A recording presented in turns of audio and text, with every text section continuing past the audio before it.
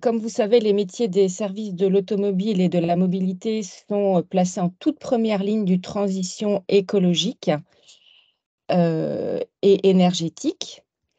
Ces enjeux sont systémiques et c'est donc de notre mobilisation et de notre capacité à positionner nos entreprises du côté des solutions pour une mobilité plus soutenable que dépendra la performance de nos entreprises et leur pérennité.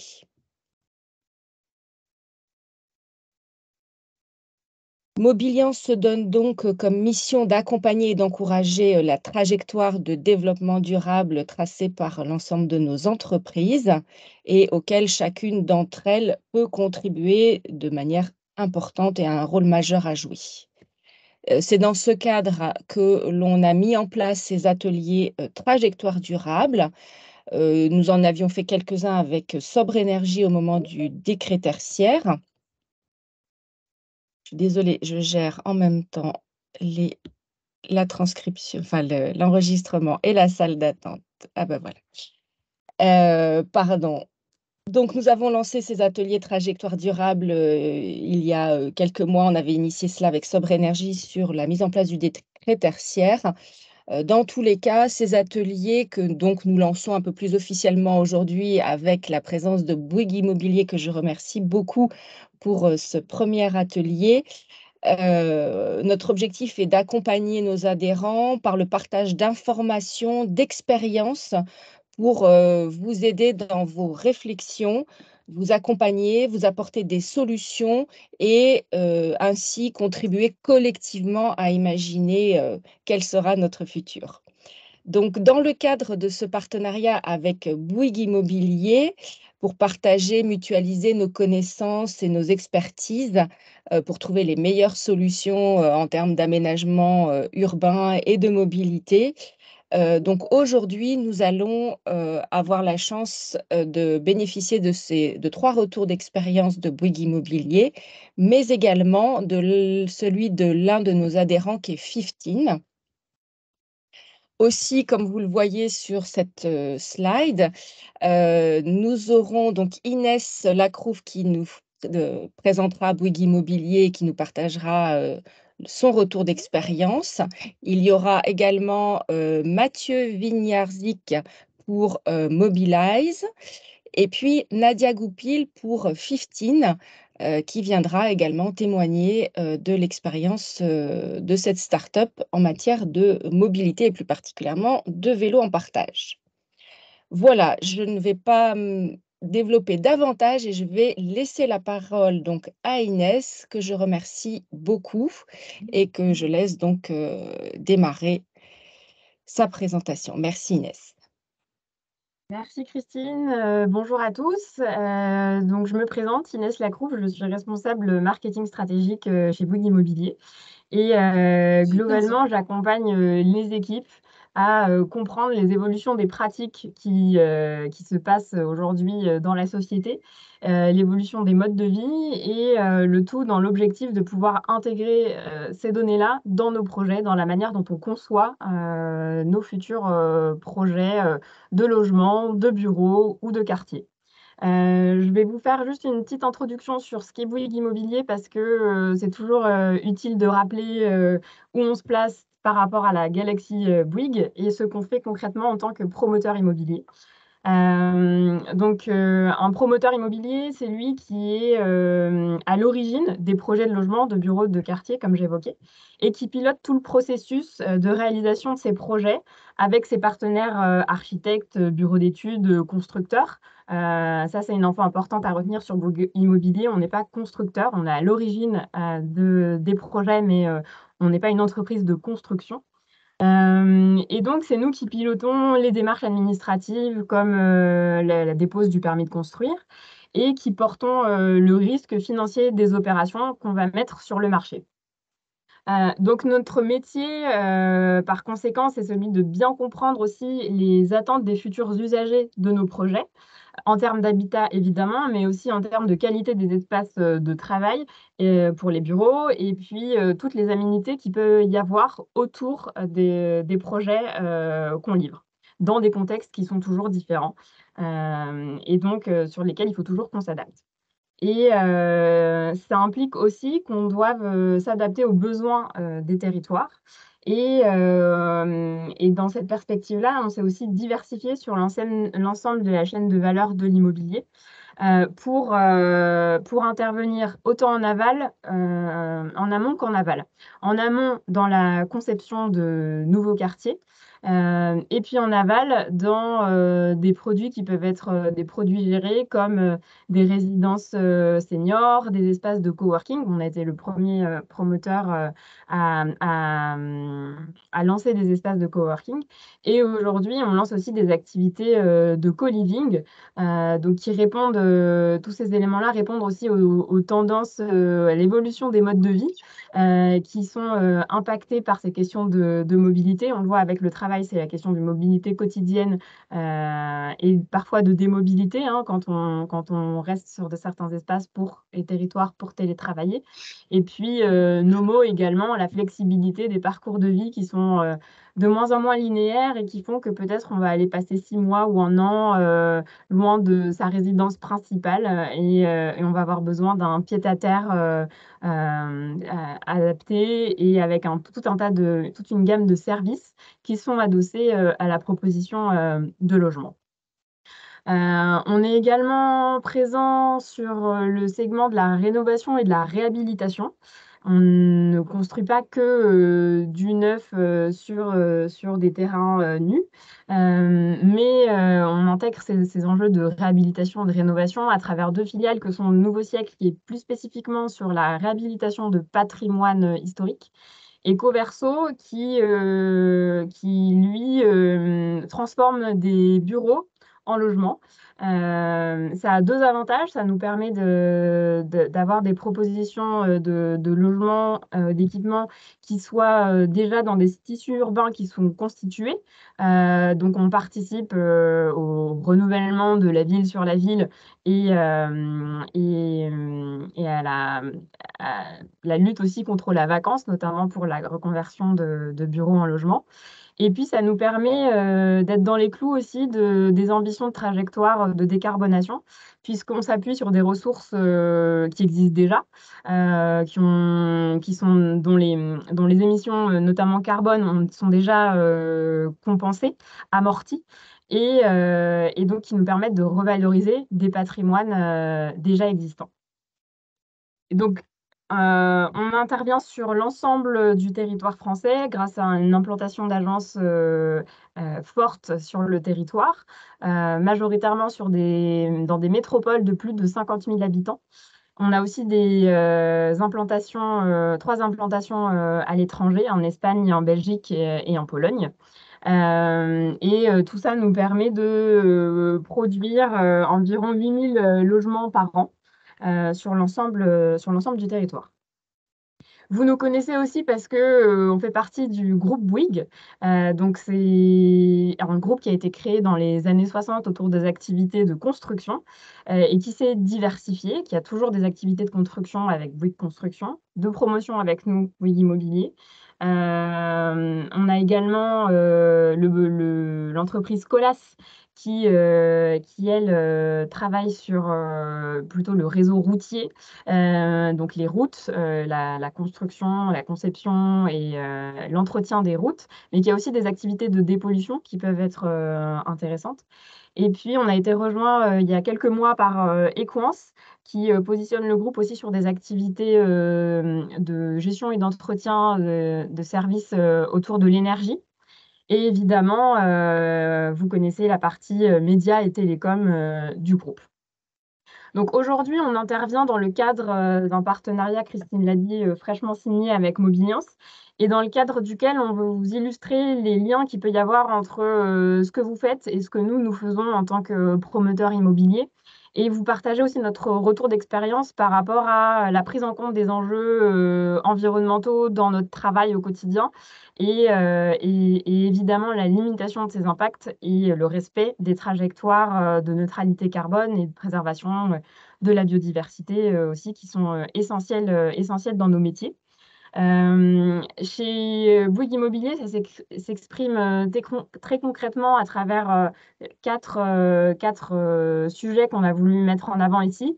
On répond, même si nos clients finaux sont des usagers, des habitants des logements et des quartiers qu'on développe, on répond aussi évidemment aux enjeux des territoires et ce qu'on a voulu illustrer aujourd'hui, vous voyez à l'écran, c'est la question de l'accompagnement des usages, le rapport aux solutions du quotidien auquel on peut contribuer, la question de l'ambition climatique et la lutte contre l'étalement urbain. Et toutes ces questions-là, en fait, on les étudie au prisme aussi de la mobilité, parce que quand on dit qu'on doit accompagner les nouveaux usages, ça veut dire qu'on doit faciliter le recours aux mobilités douces, par exemple, ou à l'électrification du parc. Et c'est pour ça qu'on a décidé, il y a plusieurs mois déjà, d'équiper toutes nos places de stationnement d'une prise électrique qui permet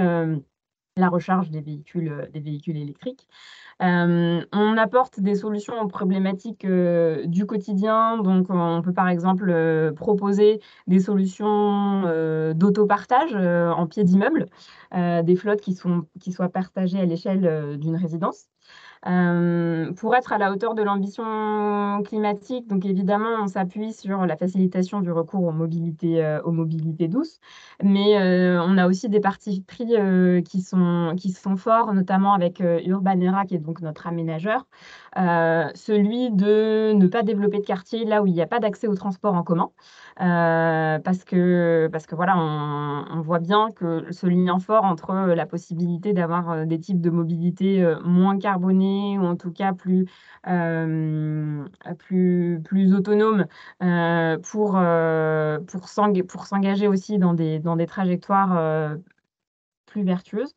Et puis, la lutte contre l'étalement urbain, donc ce que je vous disais sur Coverso ou sur Nouveau Siècle, intervenir sur ce type de patrimoine en réhabilitation, ça nous permet de rester aussi en cœur de ville, de remobiliser des fonciers déjà artificialisés et donc de contribuer à cette lutte contre l'étalement urbain. Donc, vous voyez assez logiquement et concrètement les liens qu'il y a entre la mobilité et l'immobilier, a fortiori dans les projets de quartier. Euh, et c'est ce sur quoi on travaille. On essaie d'outiller aussi nos équipes. Donc là, je vous montre à l'écran un carnet de solutions qu'on a produit il y a quelques mois et qui met en avant des solutions pour des mobilités qui soient plus durables. Et par durable, on entend à la fois plus économique pour le budget des ménages, mais aussi plus durable du point de vue environnemental. Donc, il y a plein de fiches qui sont disponibles dans ce carnet-là. À l'occasion, vous pouvez nous contacter aussi si vous souhaitez y avoir accès. Là, j'ai voulu illustrer par cette fiche sur les attaches pour les vélos cargo parce que on voit bien que c'est un marché qui est en pleine extension et que, au-delà de prévoir des places de stationnement pour les vélos dans les résidences, il est important de prendre en compte les spécificités de ce type d'équipement qui ont des gabarits plus grands, qui ont des systèmes d'attache qui peuvent être différents des vélos classiques. Et donc, on est venu illustrer cette tendance avec aussi des éléments prospectifs pour nos équipes. Parce qu'il ne faut pas oublier que les projets sur lesquels on intervient sont dans des temporalités longues. On ne peut pas se permettre de livrer des projets qui soient obsolètes au moment de leur livraison. Et donc, du coup, on est dans cette recherche, dans cette anticipation de l'évolution des usages.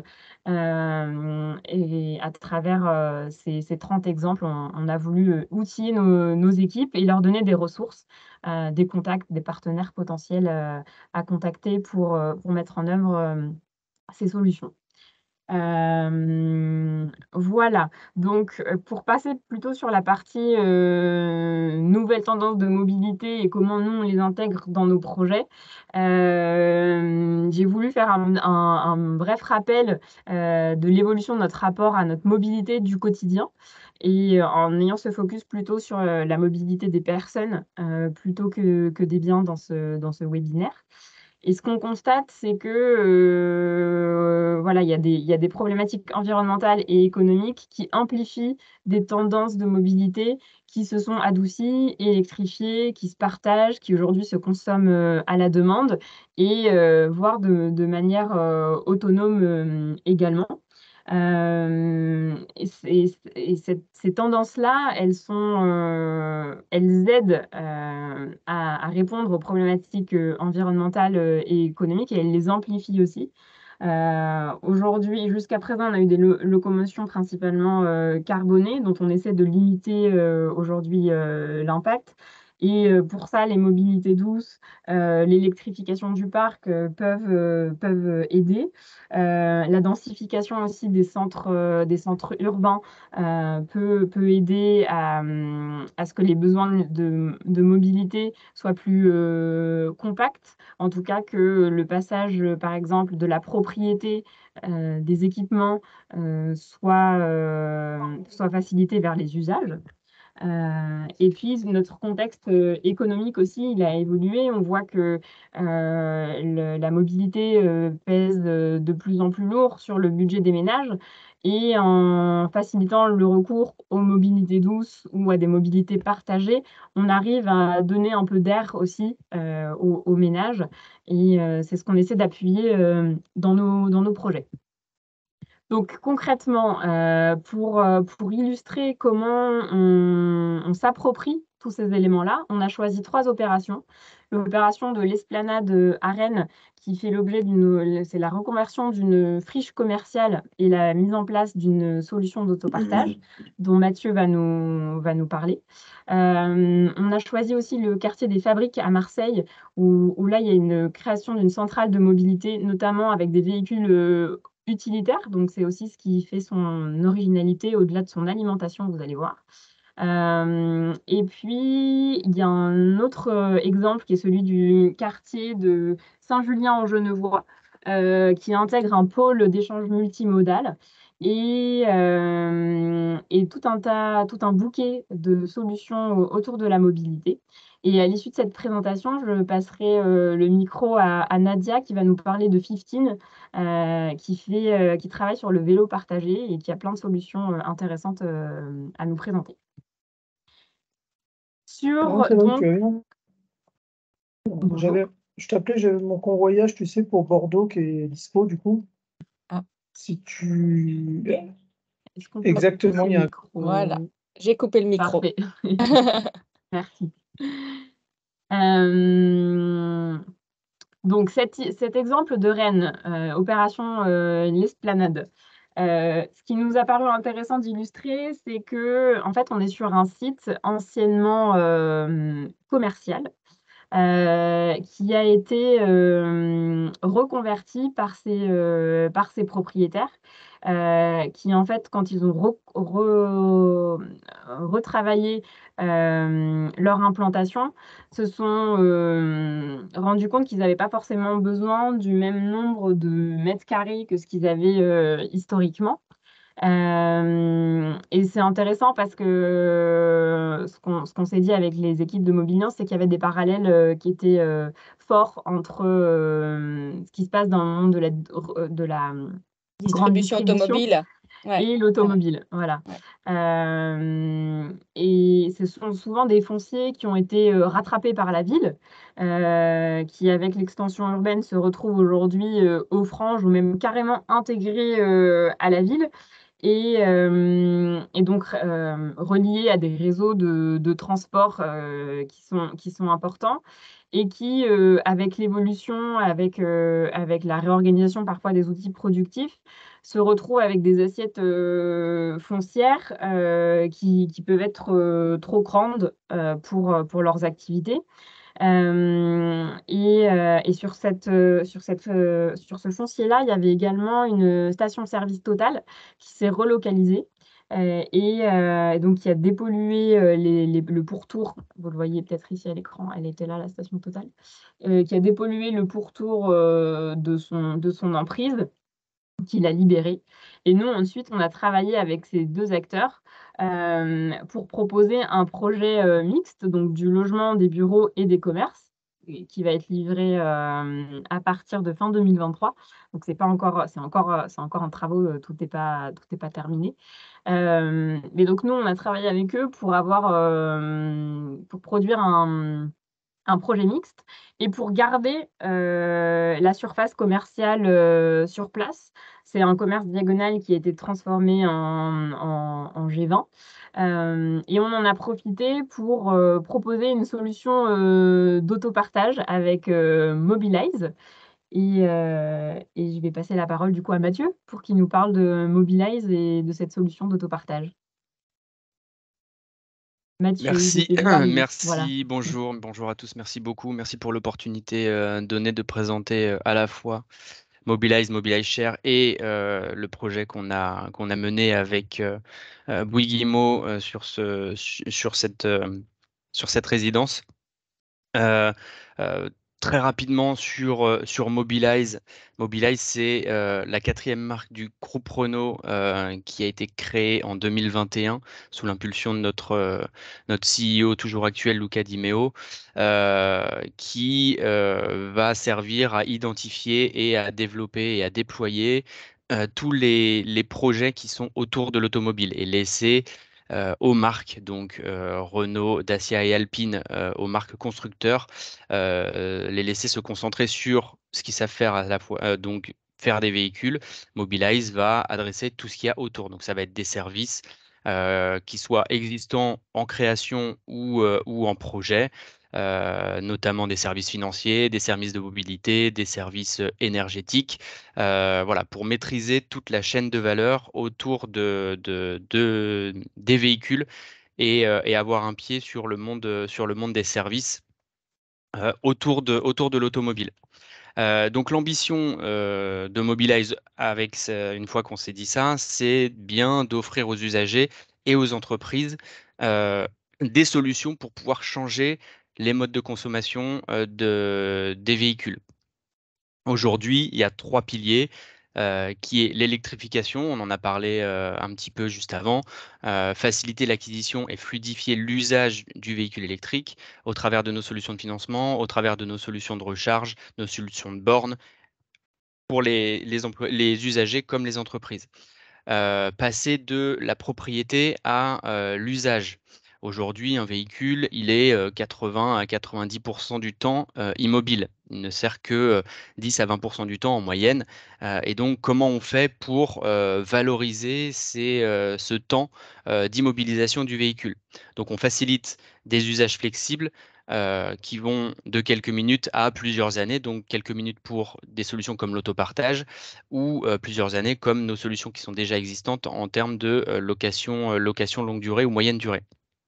Et donc, opter pour de nouvelles solutions euh, durables, adaptées aux employés, aux marchandises et aux particuliers. Ça se fait aussi à travers de la création d'une gamme de véhicules. On a des véhicules spécifiques pour des usages spécifiques, tels que la livraison du dernier kilomètre ou du transport de personnes avec des VTC. Voilà. Donc, Mobilize va adresser tout ce type de sujet. Et au sein, là je descends d'un étage, au sein de Mobilize, on a une activité qui s'appelle aujourd'hui Mobilize Share et pour laquelle j'interviens aujourd'hui, qui est une marque qui favorise les nouvelles mobilités. On est basé sur le réseau d'agences de loueurs de proximité du groupe Renault, qui représente environ 520 agences qui maillent tout le territoire français. Vous connaissez peut-être mieux le nom de Renault Mobility ou de Renault Rent. Renault Rent étant encore une marque qui est aujourd'hui assez parlante pour le grand public. Aujourd'hui, donc, sur les bases de cette activité de location courte durée en agence, pour laquelle on est le premier loueur constructeur, on est le premier loueur en nombre d'agences, c'est assez prégnant, donc on est vraiment présent sur tout le territoire. Premier loueur électrique avec une flotte d'environ 1500 à 2000 véhicules électriques sur les 14 000 véhicules que nous avons en parc. Et en chiffre d'affaires, on se situe dans le top 10 plus ou moins au niveau d'un loueur qui a un peu plus de notoriété que nous, qui s'appelle ADA. Donc voilà, on travaille sur cette notoriété, mais au travers de ce réseau d'agences et de notre réseau de concessionnaires, on arrive à travailler avec les pros et avec les particuliers. Chiffre d'affaires 2022, 63 millions d'euros à la location pour donner une idée. Et aujourd'hui, et c'est ce qui va faire le lien avec la slide suivante, c'est qu'on a environ 1000 véhicules qui sont équipés de boîtiers d'autopartage pour utilisation en boucle fermée, donc utilisation rationalisée des véhicules de nos parcs. Ces véhicules vont nous servir à adresser les besoins de mobilité, quels qu'ils soient, professionnels et particuliers. Ce qu'on fait et ce qu'on a fait avec le projet L'Esplanade à Rennes, c'est qu'on a été sollicité par les équipes projet de Bouygues Immobilier à Rennes qui avaient un calendrier de 6 à 8 projets à délivrer entre 2023 et 2026. Et donc, on a commencé des discussions sur voilà, Bouygues Immobilier dans la dynamique qui a été décrite précédemment, souhaite valoriser ces nouvelles résidences et doter pour les habitants de ces résidences, les doter de véhicules à usage partagé, électriques évidemment, sinon on n'est pas logique. Et donc c'est en ce sens que Bouygues Immo nous a sollicité et on est, après quelques discussions sur la présentation des différents modèles de véhicules, des différents modèles de solutions, puisqu'on a une solution qui est très flexible. Donc, euh, l'objectif quand même est de bien cadrer les besoins pour répondre au mieux à ce que Bouygues Immobilier souhaitait offrir à ses propriétaires et à ses locataires, en tout cas à ses habitants. Et on est tombé d'accord en ce début d'année sur une flotte de 2 véhicules, donc 2 véhicules électriques avec leur place dédiée et leur borne de recharge dédiée, qui sont donc un Dacia Spring pour un véhicule citadin plutôt urbain, plutôt de petite taille, et un Renault Kangoo électrique pour voilà, comment dire, euh, euh, cadré avec l'usage potentiel et le besoin potentiel des habitants de transporter des choses un peu plus volumineuses ou de partir un petit peu plus loin avec plus d'affaires pour un week-end ou pour une journée. Voilà, donc ça permet de ne pas avoir 2 véhicules de la même gamme, permet de pouvoir répondre à plus de besoins. Comment ça se passe concrètement?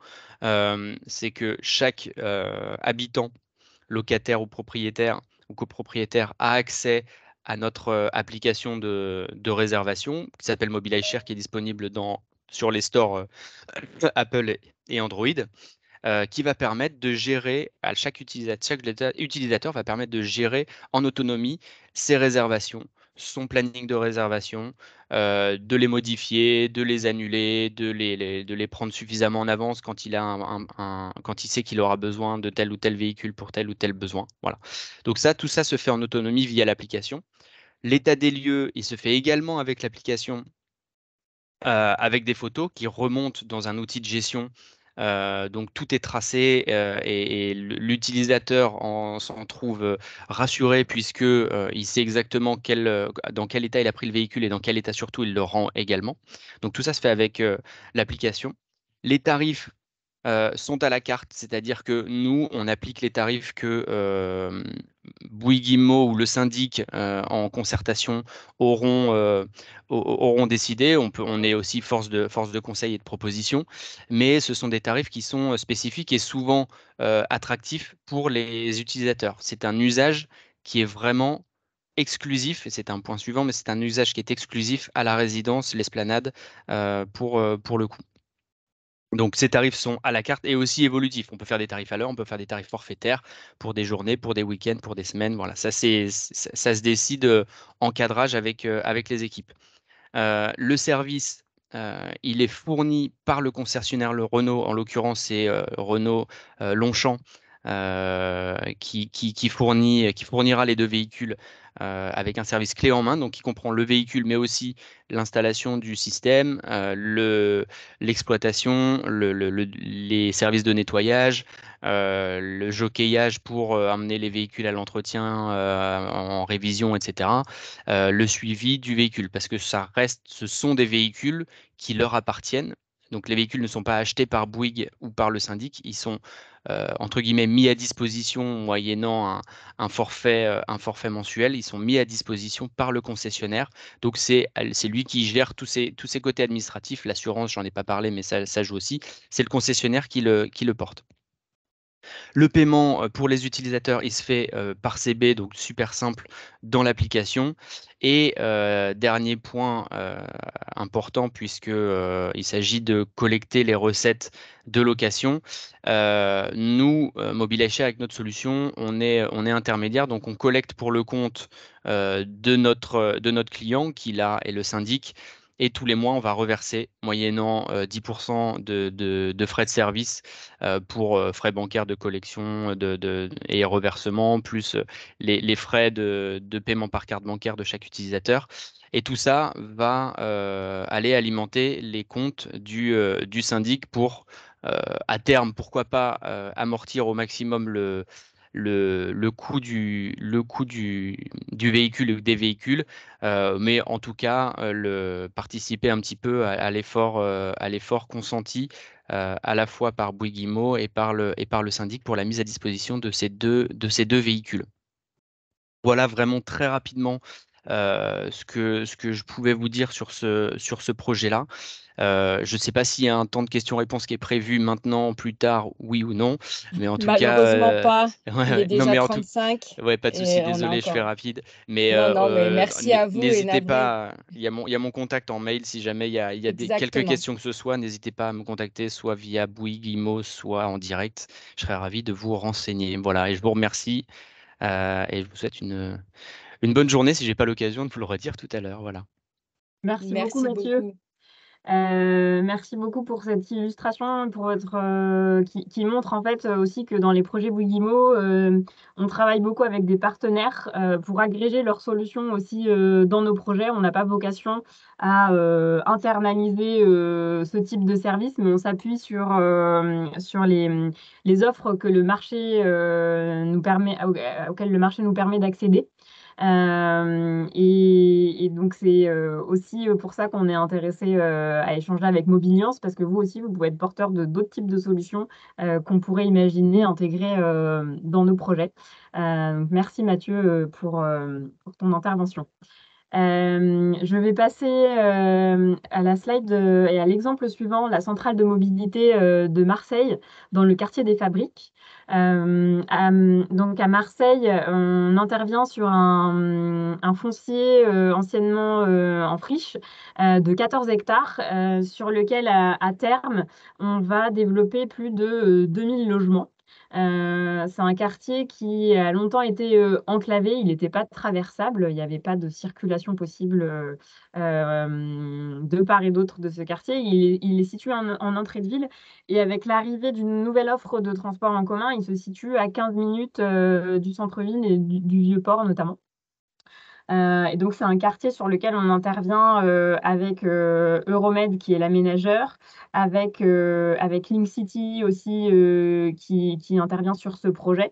Et donc, c'est un projet d'éco-quartier, donc mixte, avec des logements, des bureaux, des commerces, sur lequel, depuis quelques années déjà, on a un espace que vous voyez ici sur cette prise de vue, qui est occupé par des makers. Donc c'est tout un groupe d'artisans locaux qui se sont installés sur ce site, qui commencent déjà à le faire vivre.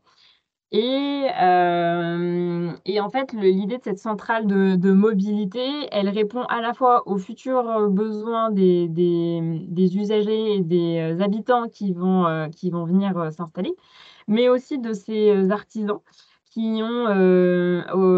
pour lesquels on a adapté en fait les spécificités de cette centrale de mobilité. Donc c'est un lieu au sein duquel on va mettre en commun des véhicules, mais aussi des vélos à terme.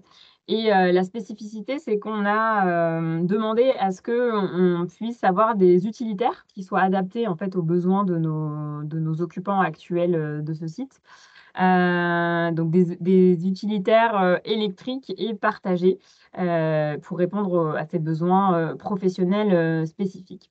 Sur ce projet, on travaille avec Bov Labs, qui malheureusement n'a pas pu être là avec nous aujourd'hui, mais qui intègre dans sa solution de recharge, qui sont alimentées notamment par des ombrières. Un système qui est assez intéressant puisque, en fait, le système de charge qui est alimenté en partie par ces ombrières, il sera connecté au réseau de bâtiments environnants et il pourra en fait alimenter le réseau environnant et donc utiliser l'énergie produite par les panneaux photovoltaïques des ombrières de cette centrale de mobilité pour alimenter les logements, par exemple en heure pleine, et donc stopper, par exemple, la recharge des véhicules à un moment donné quand on est voilà, en heure pleine, quand il y a un pic de demande au niveau des logements, à partir du moment où un seuil minimal de charge est réalisé sur les véhicules. Donc ce système, il est intelligent, il sait aussi quand les véhicules vont être loués, empruntés, utilisés. Et donc du coup, à partir de là, il peut optimiser les moments de charge de sorte à ce que ce qui est transformé en électricité à travers les ombrières puisse servir par ailleurs aux bâtiments environnants.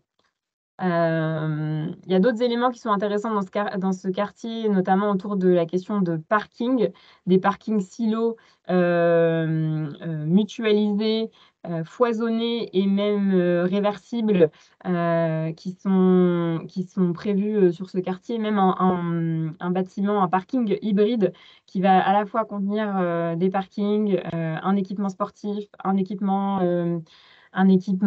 commercial. Donc plein de choses intéressantes sur ce projet à Marseille, qui là aussi répond aux enjeux d'électrification, d'autopartage et puis de décarbonation à travers l'utilisation de la production d'énergie sur site. Ça nous permet quand même de diviser le coût de la charge quasiment de 4 à 5 fois le coût classique en passant par ce système d'ombrière et de communication entre les bâtiments. Et puis, dernier exemple, avant de passer la parole à Nadia, ce pôle d'échange multimodal de Saint-Julien-en-Genevois, qui en fait est un quartier qui est développé au niveau autour d'un terminus de tramway transfrontalier à Saint-Julien, donc à la frontière suisse. Au sein duquel, en fait, on a proposé un bouquet de solutions autour de la mobilité pour favoriser le report modal. On a un taux d'utilisation de la voiture qui est important, donc notamment au niveau des heures de pointe sur ce territoire transfrontalier. Et puis, pour accompagner l'émergence de ces nouvelles pratiques. Donc, on a notamment prévu sur ce site du covoiturage et une aire de covoiturage qui est dédiée, de l'autopartage, l'accès à une voie verte qui longe le site est facilité. Et puis, ce que vous voyez aussi à l'écran ici, sur lequel je vais m'attarder, c'est un parking relais qui a la spécificité d'être réversible. Et en fait, la réversibilité, elle est illustrée directement. C'est vraiment quelque chose de très concret et qui est très, très réaliste parce qu'en fait, ici, vous avez le parking relais et ici, vous avez un plot de bureaux, pardon. Et en fait, c'est le même bâtiment, c'est la même structure, sauf qu'il y en a un qui va être dédié à l'espace de bureau et une partie de la structure au parking relais. Donc, ça nous permet en fait de fournir le nombre de places qui était demandé par la collectivité sur ce site-là. Il y a 500 places de mémoire à peu près qui seront produites sur ce parking. En surface, mais aussi on a 3 niveaux de sous-sol de parking sur ce site. Et la réversibilité nous permet de nous dire aussi qu'on ne construit pas un ouvrage qui potentiellement pourra être en partie obsolète dans quelques années au moment où le report modal ou l'évolution des mobilités sera plus ancrée sur ce territoire. On pourra le transformer en logement ou en bureau à moyen terme. Et dernier élément que je voulais, évidemment, les places de parking, là aussi, équipées de prises électriques pour les recharges des véhicules électriques. Et dernier élément que je voulais mentionner sur ce projet, c'est qu'il y a également une consigne à vélo sécurisée qui est prévue en intérieur et surtout au rez-de-chaussée. Là aussi, pour faciliter l'accessibilité des cyclistes et puisqu'on sait aussi qu'un des freins majeurs au recours au vélo, c'est la sécurisation de l'équipement en lui-même. Donc ici, on a ce projet de consigne sécurisée qui pourra s'étendre aussi si les usages s'intensifient. Donc, en fait, les coques commerciales qui sont aux alentours de cette consigne à vélo peuvent être transformées en consigne si nécessaire. Je passe donc la parole maintenant à Nadia qui va nous parler de 15 et qui là aussi illustre cette tendance à l'électrification sur un autre type de mode de déplacement et de partage avec sa solution. Oui, merci Inès. Donc 15, alors je ne sais pas si vous nous connaissez, on est l'acteur derrière pas mal de services vélo en France, l'acteur derrière le service Vélib, le service de Marseille, le service de Saint-Étienne, et puis aussi dans le monde, à Vancouver, à Helsinki, à Lima. Donc nous, notre métier, c'est de concevoir des systèmes de vélo en libre service et en location longue durée. Donc, on va concevoir le vélo, la station et tout ce qui est application ou outils de gestion. Donc, ce qui fait qu'on est aujourd'hui 160 personnes à travailler et on a déposé 10 brevets et modèles. Alors, si on peut passer à la slide suivante, s'il y en a une. Voilà, là, vous avez à l'écran concrètement le produit qu'on propose. Donc, c'est un vélo, évidemment. Donc, c'est un vélo, vous voyez, qui ressemble, s'il y en a certains qui habitent à Paris, qui n'est pas tout à fait celui de Vélib parce qu'il a bien évolué depuis. Maintenant, c'est un vélo qui est connecté, qui va remonter quand il y a des problèmes. C'est un vélo aussi qui est assez léger et qui est vraiment, vraiment agréable à l'usage. On a beaucoup travaillé le côté vélo plaisir. On a donc une application usagée, une station qui est très compacte, où on n'a plus ce système-là de une borne pour un vélo, mais on a plutôt un système d'une borne pour une enfilade de vélos, ce qui permet pas mal de choses en fait. Ça permet d'être beaucoup plus compact sur l'espace public, ça permet de réduire vraiment les coûts. Et donc, c'est comme ça qu'on va pouvoir aussi s'adresser à des villes qui sont beaucoup plus petites.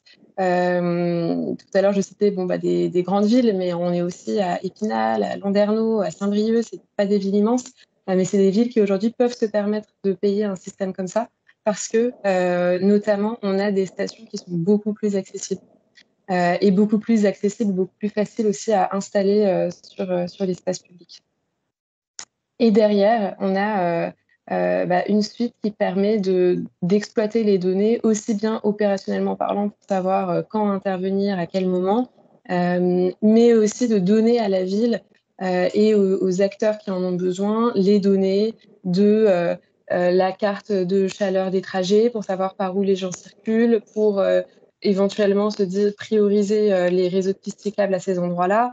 La carte de l'état de la chaussée, savoir par où, parce que les vélos ils vont circuler dans toute la ville et ils vont permettre de savoir qu'à tel endroit il y a un problème sur la chaussée et du coup il faut la réparer.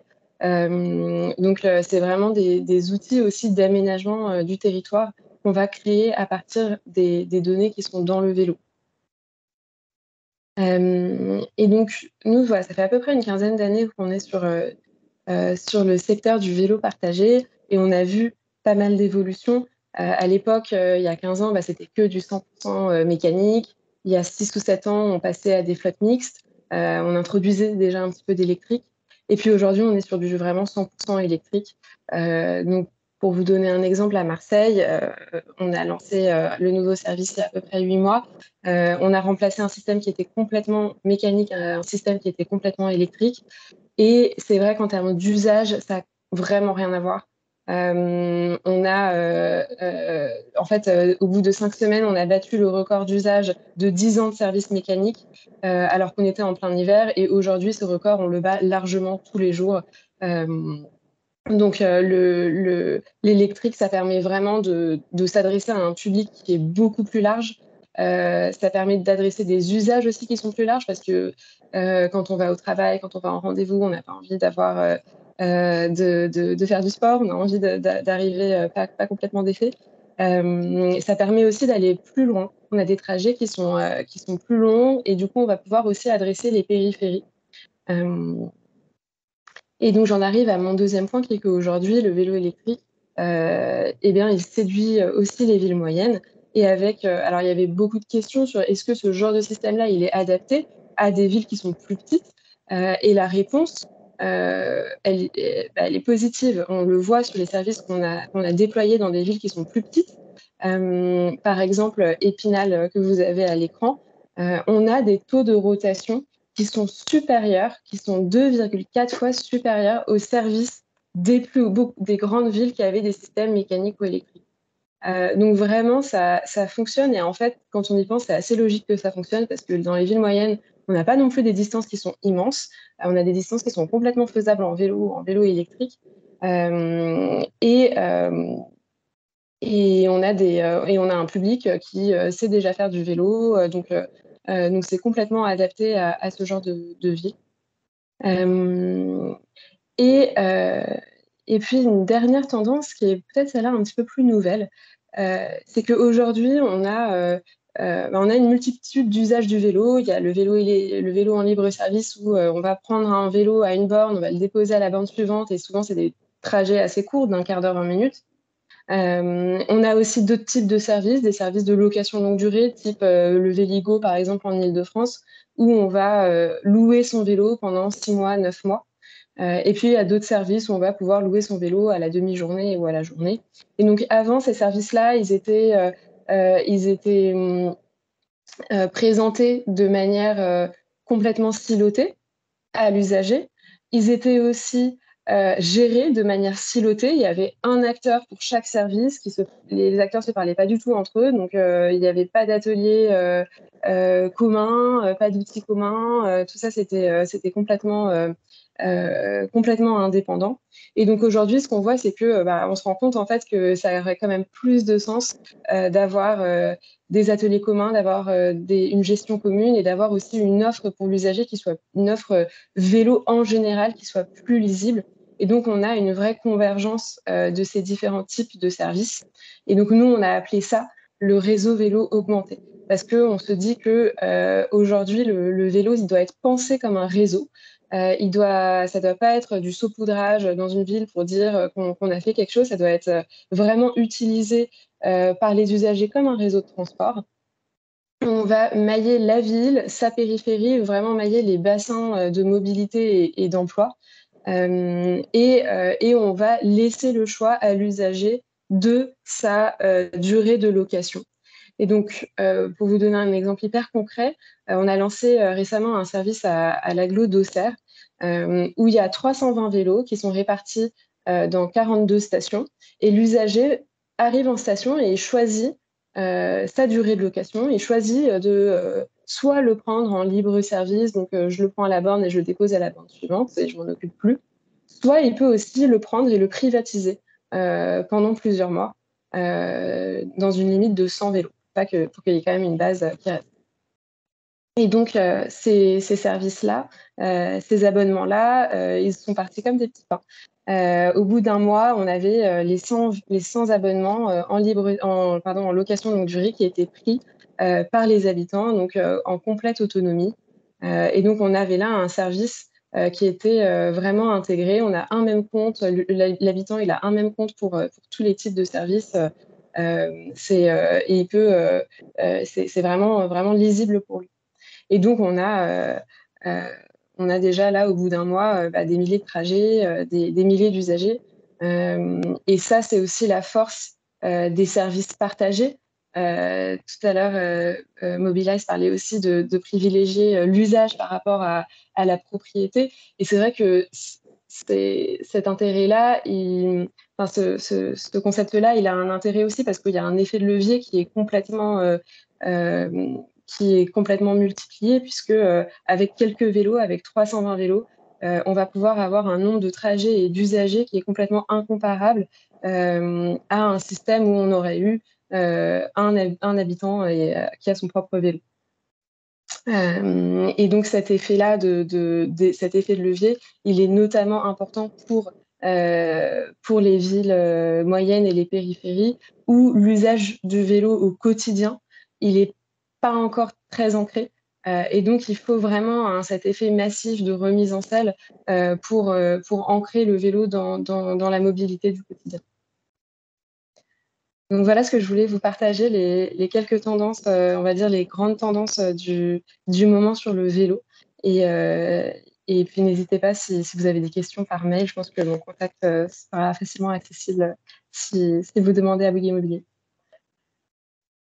Tout à fait, merci beaucoup Nadia. Donc effectivement, la présentation sera en partage sur le site de Mobiliance. Donc vous aurez accès et au replay et au PowerPoint. Et nous mettrons également les coordonnées des différents intervenants sur notre site internet, de manière à ce que chacun effectivement puisse entrer en contact directement avec vous s'il le souhaite, pour échanger de manière complémentaire. Inès, est-ce que vous aviez autre chose en complément ou pour clôturer Oui, votre peut-être un petit mot intervention? de conclusion. Merci beaucoup Nadia. Je pense que votre solution, elle illustre bien en fait ce qu'on essaie aussi de développer dans le cadre de nos projets, de faciliter en fait la vie des usagers et de leur permettre de lever les freins en fait qui leur permet de se déplacer au quotidien un peu différemment. Et donc, ce qu'on a voulu illustrer aujourd'hui, c'était toutes les opportunités opérationnelles à travailler avec le secteur de l'immobilier, pour déployer des solutions de mobilité. Et puis illustrer aussi le fait que côté Bouygues Immobilier, on pouvait aussi vous accompagner dans le cadre de la réorganisation de vos activités, les intégrer dans des projets immobiliers. Et pour cela, n'hésitez pas du coup à contacter Cédric Gabilla, qui est aussi notre directeur grand compte, et qui, avec toute son équipe, pourra revenir vers vous et étudier les possibilités de collaboration. Il nous reste 5 minutes. Je ne sais pas si on a le temps de quelques questions. En tout cas, moi, je voulais remercier les équipes de Mobiliance pour l'organisation et la préparation de ce webinaire. Et puis également les équipes Bouygues Immobilier. Donc Christine, Laetitia côté Mobiliance et puis Manon surtout côté Bouygues Immobilier, Amélie et Cédric. Et puis on reste disponible pour toute question complémentaire. Christine, vous vouliez peut-être aussi annoncer la suite de vos ateliers? Absolument.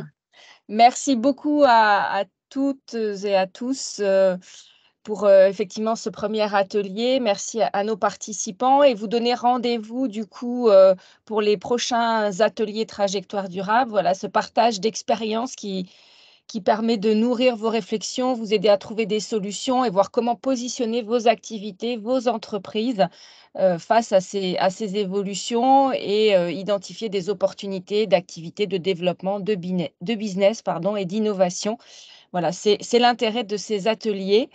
Donc le prochain sera le 21 juillet. Donc déjà, le rendez-vous, c'est tous les derniers vendredis du mois de 9h à 10h, à part quelques exceptions. Donc vendredi 21 juillet, on parlera de labellisation RSE. Le 1er septembre, de la féminisation des métiers de l'automobile. Et puis, on n'a pas encore défini les thèmes des suivants, du septembre, octobre. Voilà, mais très certainement déjà qu'on aura le plaisir d'avoir de nouveaux Bouygues Immobilier sur peut-être d'autres sujets, puisque vous avez compris que la palette de compétences et de connaissances est très vaste au sein de Bouygues Immobilier. Donc, on pourra certainement partager d'autres expériences, d'autres solutions. Merci de votre présence, de votre participation, de votre écoute. Et puis, rendez-vous dans nos prochains ateliers. Très bonne journée à vous tous. Merci, au revoir. Merci beaucoup, au revoir.